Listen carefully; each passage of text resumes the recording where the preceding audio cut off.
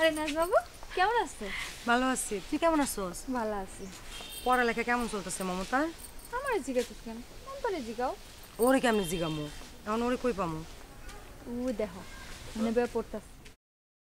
দেখছো? হ্যাঁ, আমি সারা সবাই দিয়ে পড়ে একদম বিদ্যাসাগর হয়ে গেছি। ও মা,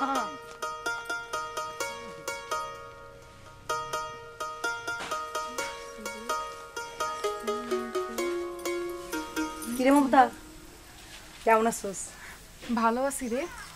তোরা সেদিন হগলতে মিল্লা আইসিলি মায়েরে বুঝাইতে, আমি তো তোকে সামনেও হইতে পারি নাই। আর তুই কেমনে আবি?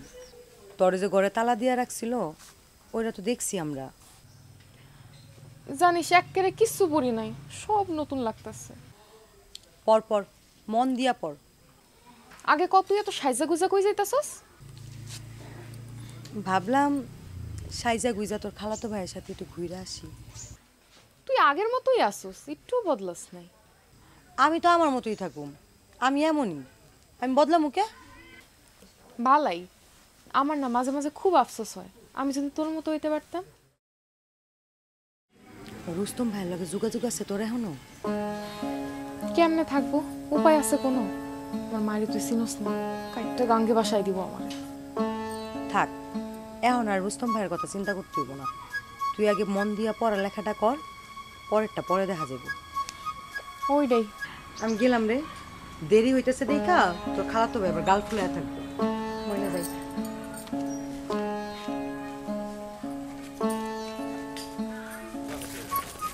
ওই নাজবাবু একটু খারাপ না। কি হয়েছে, কি করবি? খালি কি নিজেরাই পিরিত করবা? এই ছোট বোনটার দিকে একটু চাইবা না? তাই অত পাকড়া পাকড়া কথা করছেন? হ্যাঁ, তুই তো এখন ছোট। আমার তোমার ছোট মনে হয়? তাই মনে হয়। আমি যা, বাড়ি যা।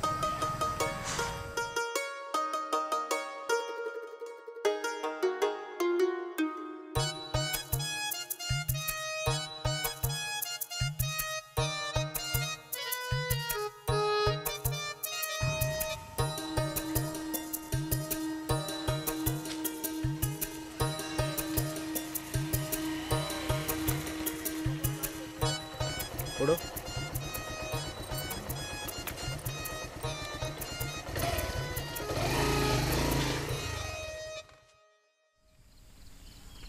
আমরা দক্ষিণ পাড়া দিয়ে শুরু করি নাকি?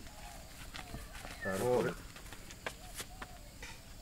আমার তো রাস্তায় বেরিতে কেমন সরম সরম লাগতেছে।